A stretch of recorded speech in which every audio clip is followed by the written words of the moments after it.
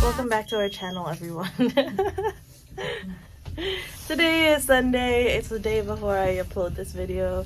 Wala naman kaming plano ngayon kasi it's a lazy Sunday and It's cold. it's cold and late yung namin kagabi. Pagtulog namin kagabi. So actually, 1 o'clock na ngayon and we just got up, but we have some errands to run. That's it. Si Kata magdadrive ngayon actually. Last week, pag umaalas kami, sinasabi ko sa kanya na, ikaw na lang mag-drive.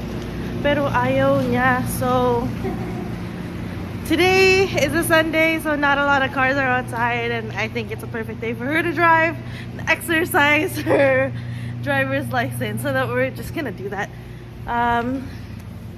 Yeah, nandito na kami sa car, so BRB! Okay, so nag-pause muna tayo dito sa labas ng building kasi nag-aayos pa sigat ng driving structure niya. Ayan, okay ka na? Masyado daw masikip yung jacket niya. So may mga dyan, magbibigay sa amin ng Christmas gift, aka mom, dad. Isa sa mga magagandang mareregalo nyo kay Kat ay Patagonia jacket. Patagonia na winter jacket. Size large. Large na para sure. Kasi diba pag may sweater pa sa loob. We don't know what to vlog today, honestly. May car. Yeah.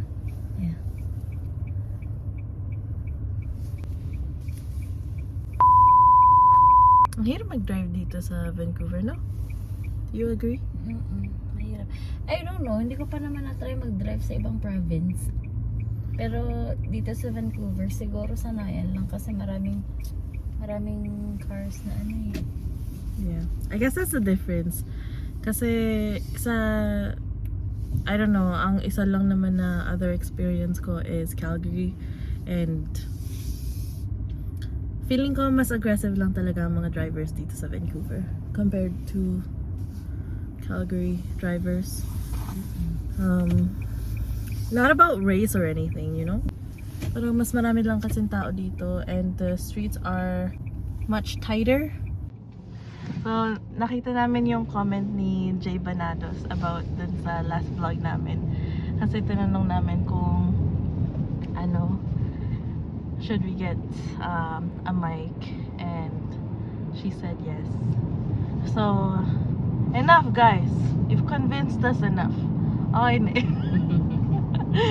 We just needed one person na mag-agree din sa sinasabi namin. And okay na. You've convinced us enough. Enough is enough. We'll get one tomorrow. Agad-agad. Yeah. May mura naman kasi sa Amazon. I think $60 lang siya. May $60. What? Cute! May nakabike dito. Tapos yung mga anak niya nasa balde. But yeah. Ikaw, ba't gusto mo Vancouver? Because feeling ko maraming magagawa sa Vancouver, and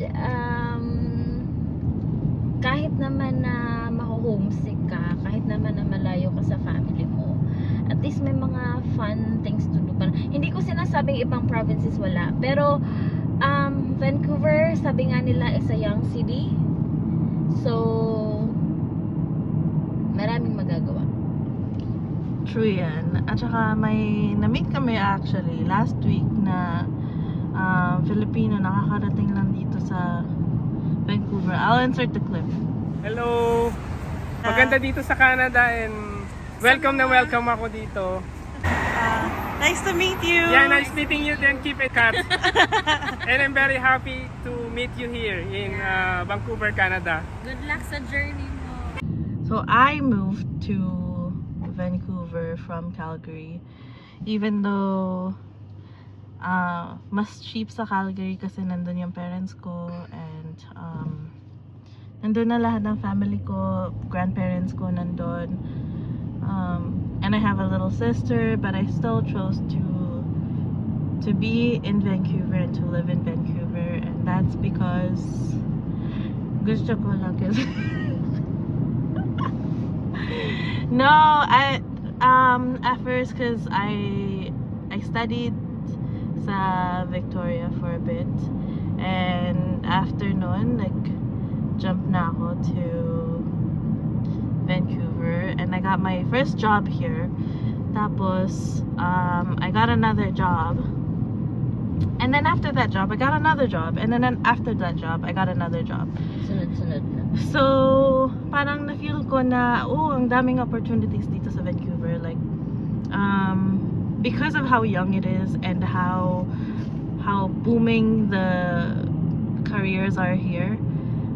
Feeling ko na mas may makukuha ako na job dito kaysa sa Calgary without experience kasi fresh from university. But if you ask me if I'm gonna settle in Vancouver, and the answer is probably no, and that's probably because ang mahal dito lang, guys. Sa totoo lang, I don't think na we have a real chance of Pwede ako dito, no? pwede na dyan. We have a real chance of buying and being comfortable here without really working hard. Not that we don't want to work hard, pero siguro kung nasa Calgary ka or other provinces, kung magtipid ka talaga for 1 year and ipunin mo talaga yung savings mo, and you put it down on a house, makakakuha ka ng house within 1 or 2 years. True. Gets ko naman yung siguro, ano ka lang, parang gets ko naman yung ibang sinasabi na may onting sacrifice para makasave. Kung gusto nyo mag-save talaga, iwasan yung mga high cost na mga bagay-bagay. Or places Or like places Vancouver. like Vancouver. But when you can do both, save and maging frugal lang talaga sa mga bilihin, I think that's okay. Yeah. Pero nasabi nila isasakripisyo mo muna yung mga right away ba ako? Oo, sige. Isasakripisyo mo muna yung mga gusto mong gawin para makasave ka or para sa pang long term. That's okay, that's true. Pero sa case namin, siguro kung may proper financial management ka lang. Which we don't have. We don't have. Kasi kung Pwede nakikita pala niyo naman na ang dami-dami namin pinupuntahan lagi, and lagi kami lumalabas, and lagi kami nag-grocery, and parang wala kaming kontentuhan sa mga ginagawa namin. Well, that's partly true, and it's partly about being young and stupid with money. Ay, dito ka sa left ka, mag-left ka. Okay. So anyways, as I was saying kanina, and kung sasabihin nyo guys na bakit nandito ako kung pwede naman ako sa Calgary kung gusto kong mag-ipon and such. The answer is, nag-iipon kasi ako ng experience sa work. Kasi right now I have a pretty good opportunity sa work ko, and I want to learn more, gain more experience. So by the time na ma-ready na ako na iwan ng Vancouver or mag-move ng province, magagawa ko na makapaghanap ng work in the same area, and mas marami na akong experience.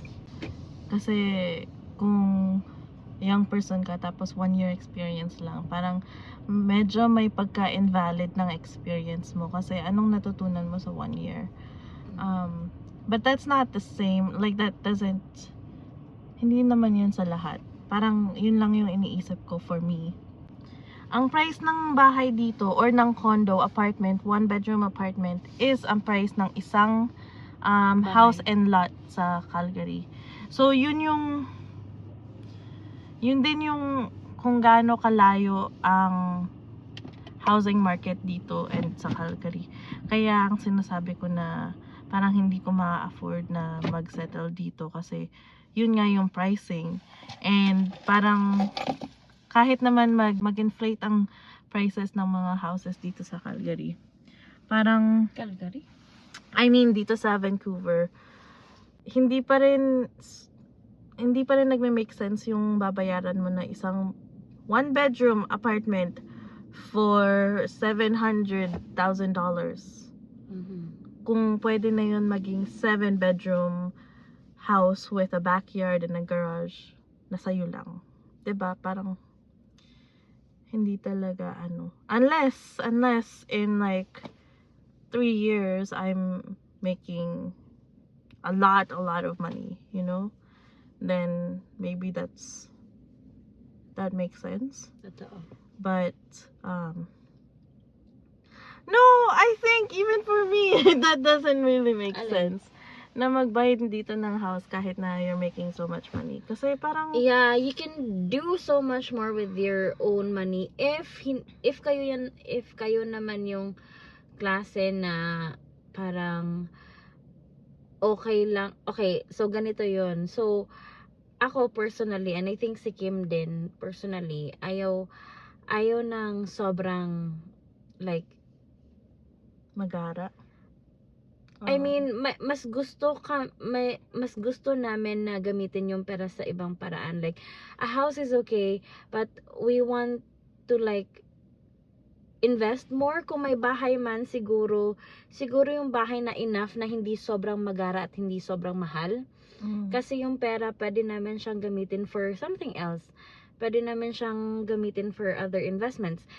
Although, yung bahay naman is an investment itself, pero kasi aarte ka pa ba? Aarte ka pa ba kung may bahay ka na? But also, okay naman talaga ang Vancouver. Okay. True. Ang lahat. Okay kami. Like, nafe-feel namin ang pagkataas ng cost of living dito. But, doable siya. Pero hindi siya for long term for us. Hindi namin alam kung sa iba mag-work ba, gaya ng mga ibang Filipinos or ibang mga immigrants na andito na sa Vancouver. We don't have like anything against that. yeah. Pero Sinasabi lang namin yung parang napag-usapan na namin na yung plans namin. Kasi actually, kahit naman na nandito kami sa Vancouver and we live here, lagi naman din namin naiisip yung I don't know, like future plans and goals and kung nasan nga yung family and kung saan pwedeng makuha yung family ni Kat or kung saan mas maganda yung livable situations. Yung parang ganun, lagi naman namin naiisip yun. Kaya yun lang yung sinasabi namin because we don't have any other responsibilities other than like our immediate family. and also our debts. Yeah, and our debts. But, you know, like, debts are pretty normal, especially in Canada. Tapos, having responsibilities because of your family, your immediate family, because you're Filipino, that's also very normal. So, yun lang din yung naiisip namin lagi na Vancouver is probably not going to be long-term for the both of us. Kasi mahal dito. Like, even if we're making, I don't know, 6 figures a year, parang hindi pa rin mararap ng ulo ko na mag-invest in a 1-bedroom dito sa Vancouver. Sure. Kasi what if gusto nang pumunta ng family mo dito or may gustong tumira with you guys? Then you're still gonna share that 1-bedroom. Parang hindi pa rin pantay yung cost of living sa sa budget mo or sa salary mo. Totoo. Like, why settle for less if may makukuha ka namang more sa money mo and mas cheaper pa? True. And the only reason why I'm in Vancouver, still is because nag-iipon talaga ako ng experience from work para madala ko anywhere in the world. Sure. Para if I ever wanted to, I don't know, go to Spain, I can go to Spain and work in Spain. Parang hindi ako kapos sa experience para sabihin nila na hindi ka namin ma-hire dito kasi wala ka pang experience na ganyan. So, yun lang. Nag-iipon lang ako ng experience. And bonus na lang na I love Vancouver. I love the young city and the vibe here. And we have friends now here na parang it makes Vancouver home for right now. But it's not home forever. Kasi pag naiisip ko pa rin na I wanna go home, that still means Calgary. But Calgary might not be the settling place for me or for Kat. We don't know. It might be Spain. It might be somewhere in Europe. We don't know. True. So, kaya hanggang kaya namin mag-ipon, hindi muna kami magsisettle hanggang alam namin na may mga other opportunities pa. Kasi kung magsisettle na kami, that means we're done. That's it. So, yung ginagawa... And we don't know if we're ever gonna be settling. So, ginagawa namin ngayon is parang earn ng experience, nagsasave, nagpa-plan naman as we go along, parang as we move forward, may mga plans naman. Kasi every move nyo dito, kung magmamigrate kayo kahit saan man, lahat ng gagawin nyo dapat planado. Like, okay, madali kayo maka-adjust sa environment, madali kayo maka-adjust sa anything, pero dapat lahat may backup, dapat lahat may plan B, kasi hindi natin alam ang mga mangyayari. Like for example, yung pandemic na nangyari na ang daming na layoff. So, and they keep saying right now na magkakaroon ng recession, and people are, you know, on the edge with that, because you don't know what's going to be affected and what's not going to be affected. And so those things, parang if you're well prepared, you can easily overcome or adjust to those things. But if you're not prepared or you don't have a backup plan, parang mahirap, mas nakakadagdag sa mga problema yung mga ganung bagay. that's true. Yeah, but this is not to discourage anyone wanting to move in Vancouver. Vancouver is young and lively, and it's a land of opportunities, just like the rest of Canada. And kahit minimum wage ang pay mo sa Vancouver, it's still pretty livable. Siguro sobrang tight lang ng budget kung ganun. Pero if you can find a bedroom to rent kung mag-isa ka lang, or a very cheap apartment to rent kung family kayo or something, and then you're okay. Kasi kung gusto niyo naman, kakayanin. Diba? True. Totoo yan. So, eto ang buhay talaga namin dito. Yeah. And if we were more responsible with our money, we could probably have some more to share and to save. Pero I don't know, at some point in your life, parang gusto nyo rin na mag-have fun with your money and to just do what you can with your money at the time. So true. And sa lahat ng mga nagbabalak na pumunta talaga dito, sa lahat ng mga kapwa natin Pilipino na gustong pumunta dito, carry naman talaga, kasi kahit saan parang ang daming mga challenges naman din talaga, and depende yan sa inyo kung paano nyo minamanage lahat, pati sarili nyo. So proper conditioning. yeah.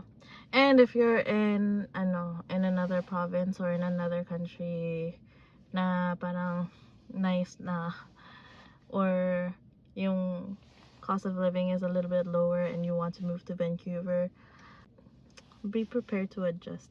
Yeah. Huwag kayong natatakot sa mga high cost of living in Vancouver. It's just an adjustment, but it shouldn't be a fear. True. That's true. Yeah. Anyways, we're gonna go get our booster juice as one of our very irresponsible choices. But it's good kasi it's fresh. Yeah, and it's healthy, and it's $8. That's the $8 thing ba? when you want to be healthy kasi super expensive. Yeah. Where we'll do a vlog maybe of how much we spend in a day, and then you can compute it on how much we spend in a week. Yeah, yung normal lang, yung wala kaming emen. We're gonna go eat breakfast at the club today. I am going to be ordering what's that egg called? Eggs Benedict with salmon and cream cheese. Hindi tayo magaganon. Yeah. Yung mga... We do that sometimes as a treat to ourselves, but not every time because it's really freaking expensive to eat. Especially now with the inflation. It's so crazy. We only eat out maybe once a week now because of the inflation. Minsan hindi na nga eh. Minsan parang all week luto na lang. Pero minsan kape sa labas or minsan. Yeah. I think that's our vice. Yung nice coffee outside. You don't have any other vices. Yeah. Yeah. Sige, kuha na tayo na ano. Yeah, we're gonna go by now, and I think we'll just end it here because medyo marami na tayong nasabi. Parang nakakaumay na yung mga face namin. Sige. Thanks all for watching. Maraming salamat sa mga nag-comment din sa amin. Thank you so much. And sa mga nanonood sa amin, guys, thank you kasi dumadami tayo. And hopefully, sana na-serve naman namin, or sana nakatulong naman kami somehow sa mga gustong pumunta dito sa Canada or sa Vancouver specifically. And sa families namin na nanonood. Hello sa inyo. Yes, and sa mga brand dyan. Patagonia, we're talking to you. Guys, thank you so much. And sana yung mga nanonood sa amin na hindi pa nag-subscribe, mag-subscribe kayo, guys. Very welcome po kayo. Walang problema. All free. Yeah, and if you have any suggestions or anything that you want to know about living in Vancouver, or anything about like young people living in Vancouver, please reach out to us or comment down below, and we will try to answer or show you whatever we do in Vancouver, and habang we're still here in Vancouver. Thank you so much, guys, again. Enjoy your day and Happy Monday. Have a great week dyan sa inyo. Kasi Tuesday na ito mapapanood. Enjoyin nyo na yung November kasi December na, tapos maraming gastos sa December kasi Pasko na. Maraming gastos. Maraming gastos kasi December. Yeah, that's true. And in December, we are gonna be in Calgary. So if you want to buy us, just kidding. Okay, bye. Bye.